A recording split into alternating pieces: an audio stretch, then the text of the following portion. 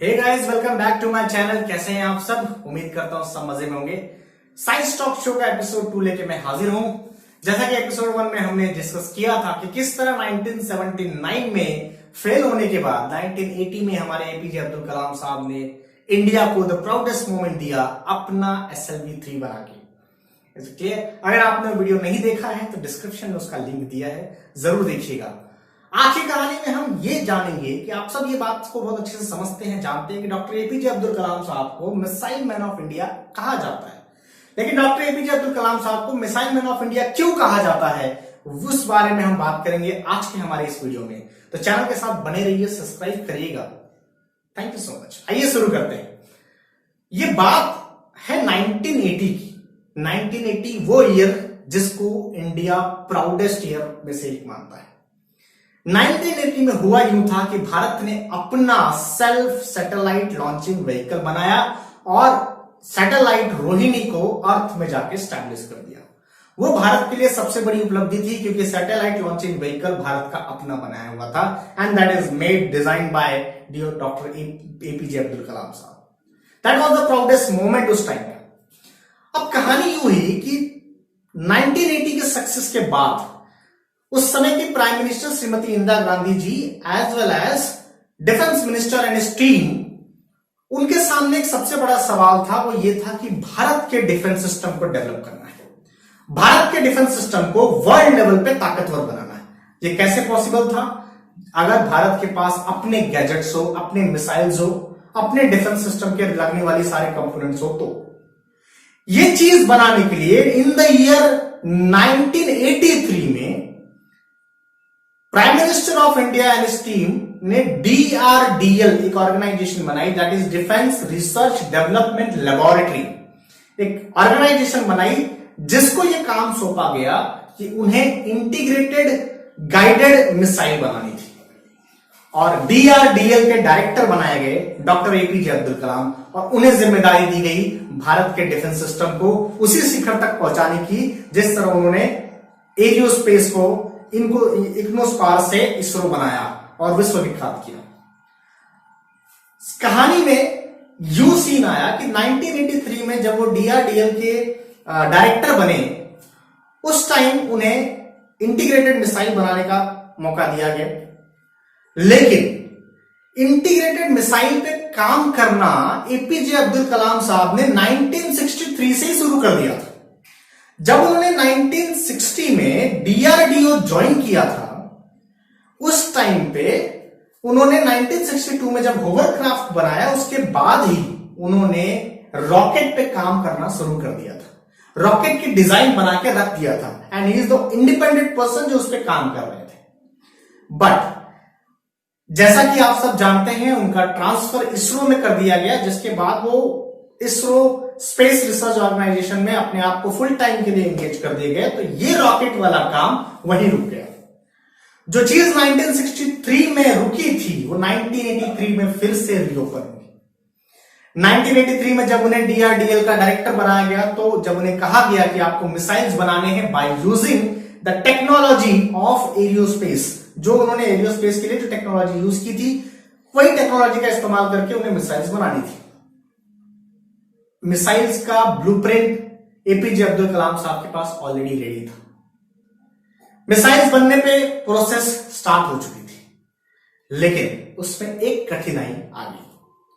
वो कठिनाई कुछ यूं थी कि 7 countries like Canada, USA, UK, France, Italy, Japan, ये कंट्रीज जो है, इन्होंने एक गुट बना लिया। ये गुट क्या था? इन्होंने एक गुट बना लिया कि ये भारत को मिसाइल बनाने के लिए जो रॉ कंपोनेंट रिक्वायर्ड थे वो नहीं देंगे, क्योंकि ये चाहते थे कि भारत और भारत जैसे देश मिसाइल्स और डिफेंस के लगने वाले गैजेट के लिए हमेशा इन पर निर्भर रहे। तो इसलिए वो ये नहीं चाहते थे कि भारत अपना खुद का मिसाइल बनाए। तो उसको लगने वाले जो रॉ मटेरियल्स थे वो इन्होंने एक्सपोर्ट पे रोक लगा दी। ये एक बैरियर आया मिसाइल मैन के लिए लाइफ में। लेकिन जैसा आप सब जानते हैं, हमारे मिसाइल मैन हारने वालों में से नहीं थे। 1983 के एफर्ट के बाद और 1987 में ये चीज ब्लॉक कर दी गई, मतलब एक्सपोर्ट ब्लॉक हो गया। लेकिन उन्होंने हारे नहीं, थके नहीं। उन्होंने अग्नि मिसाइल और पृथ्वी मिसाइल, जो उस टाइम की जिसका डिजाइन ऑलरेडी रेडी था, अग्नि मिसाइल और पृथ्वी मिसाइल उन्होंने कंटिन्यू किया बनाना।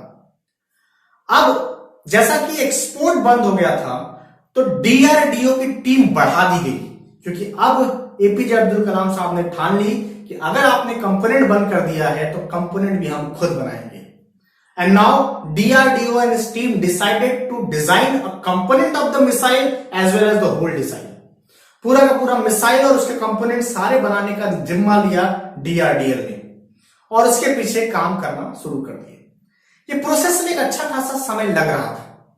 अच्छा खासा समय लगने के बावजूद एक मिसाइल उनकी रेडी होगी, दैट इज पृथ्वी मिसाइल, वो रेडी हो चुकी थी। पृथ्वी मिसाइल का जब ट्रायल के लिए पृथ्वी मिसाइल गई तो पृथ्वी मिसाइल का ट्रायल फेल हो गया, उसकी लॉन्चिंग फेल हो गई। जब उसकी लॉन्चिंग फेल हुई तो इंडियन मीडिया में और इंडियन लोगों में इस बात की हंसी सी उड़ने लगी कि नहीं, ये टीम जो बनाई गई है इनसे ये डिजाइन या ये मिसाइल नहीं बन पाएगा।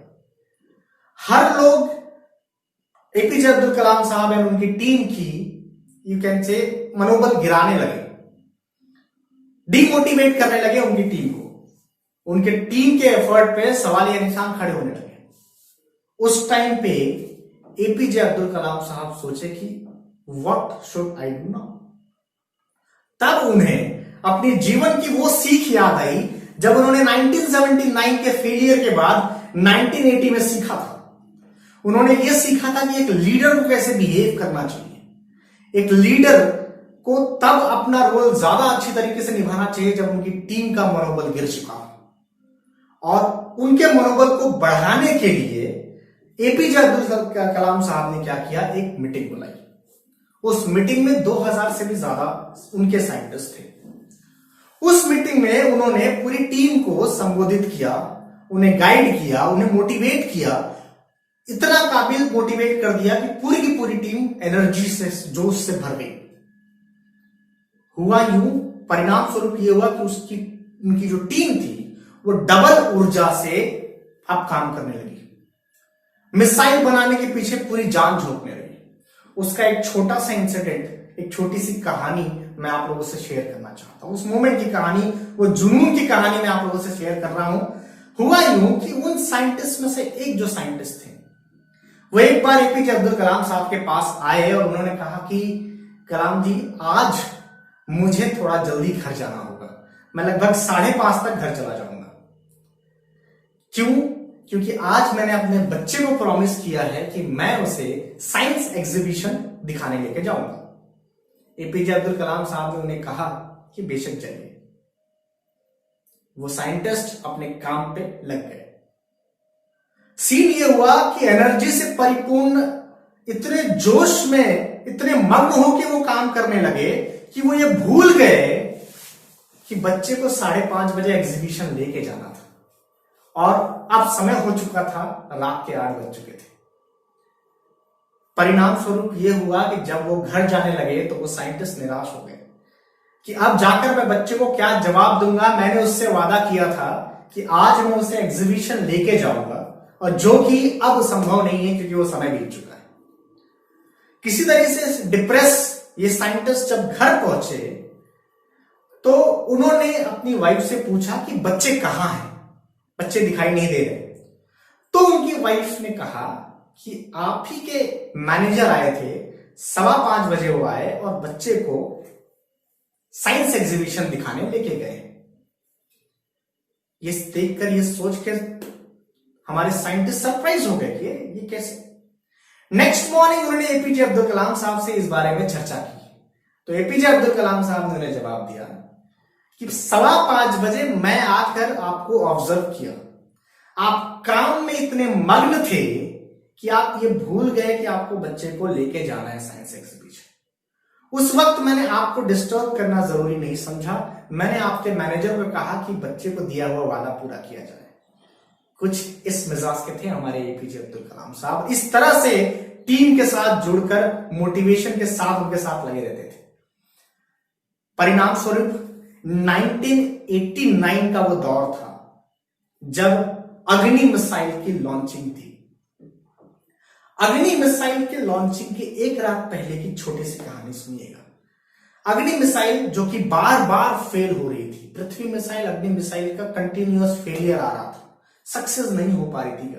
तो अग्नि मिसाइल जो 1989 में लॉन्च होने जा रही थी, उस लॉन्चिंग के एक रात पहले का एक छोटा सा किस्सा सुनिएगा। हुआ यूं कि लॉन्चिंग के लिए उस समय के डिफेंस मिनिस्टर और सेना प्रमुख सभी लोग आए हुए थे। एक रात पहले सभी लोग बाहर टहल रहे थे, सब लोग चुप थे। चुप्पी का रीजन केवल एक कि बार बार डिजाइन करने के बावजूद हम लोग मिसाइल बनाने में सफल नहीं हो पा रहे थे। इस चीज से लगभग हम थोड़े से टूट चुके थे। तो उस रात लॉन्चिंग के एक पहले रात कोई एक दूसरे से बात नहीं कर रहा था। सब यही सोच रहे थे कि आने वाला सवेरा अच्छी न्यूज लेके आएगा कि बुरी न्यूज। और इसी थॉट में सब इंडिविजुअल चुप घूम रहे थे। इसी शांति भरे माहौल में डिफेंस मिनिस्टर ने एक सवाल कर दिया। उन्होंने पूछा कि कलाम जी बताइए, कल जब हमारी अग्नि मिसाइल सक्सेसफुल होगी तो हम उसे किस तरीके से सेलिब्रेट करेंगे। इस सवाल को लेकर एपीजे अब्दुल कलाम साहब कंफ्यूज हो गए। बोले ऐसा तो मैंने कभी सोचा ही नहीं। लेकिन फिर उन्होंने थोड़े से सोचने के बाद जवाब दिया कि अग्नि मिसाइल की सफलता हम 1 लाख ट्री लगाकर करेंगे। 1 लाख सैंपल प्लांट्स जो है डीआरडीओ में 1 लाख सैंपल प्लांट लगा के हम लोग अग्नि मिसाइल की सफलता मनाएंगे। इस बात से हमारे डिफेंस मिनिस्टर काफी खुश हुए। जिस मोमेंट का इंतजार था वो मोमेंट आया। 1989 में मॉर्निंग में, मार्च की बात है, 22 ऑफ मार्च मॉर्निंग में वो मिसाइल लॉन्च किया गया। अग्नि मिसाइल का सफल परीक्षण हुआ। 1983 से जो मेहनत शुरू की गई थी वो 1989 में फाइनली जाके सक्सेस हो गई। अग्नि मिसाइल और पृथ्वी मिसाइल, ये 2 मिसाइल भारत बना चुका था, उसका सफल परीक्षण कर चुका था। 1987 में जब G7 कंट्रीज ने इंपोर्ट पे रोक लगा दी, उसके बावजूद भी भारत सेल्फ मेड मिसाइल बनाने में सफल रहा। भारत ने न केवल अग्नि मिसाइल बनाया बल्कि पृथ्वी, उसके बाद त्रिशूल, आकाश और नाग जैसे मिसाइल्स भी बनाए। सारे बैरियर्स को तोड़ते हुए एपीजे अब्दुल कलाम साहब ने मिसाइलों की ढेर बना दी। उसके बाद अग्नि 1, अग्नि 2, अग्नि 3 से लेकर अग्नि 5, उसी तरीके से पृथ्वी 1, पृथ्वी 2 से लेकर पृथ्वी 5, इस तरह की मिसाइल डेवलप होने लगी। और ये सारे डेवलपमेंट के कार्य एपीजे अब्दुल कलाम साहब की डायरेक्टरशिप में होने लगे। और ये पूरे कहानी का सार कुछ इस प्रकार जाता है कि इंडियन डिफेंस सिस्टम अब फक्र से अपनी ओन मिसाइल यूज करने के ताकत में था। और एपीजे अब्दुल कलाम साहब को पूरी क्रेडिट देने के बाद मिसाइल मैन ऑफ इंडिया का नाम दिया गया। ये वो सम्मान था जिस आदमी ने इसरो को वर्ल्ड लेवल पे पहुंचाया, उसने इंडियन डिफेंस सिस्टम को भी मोस्ट पावरफुल बना के रख दिया। भारत का अपना सैटेलाइट लॉन्चिंग व्हीकल, भारत का अपना मिसाइल बनाने वाले मिसाइल मैन ऑफ इंडिया कहलाने लगे।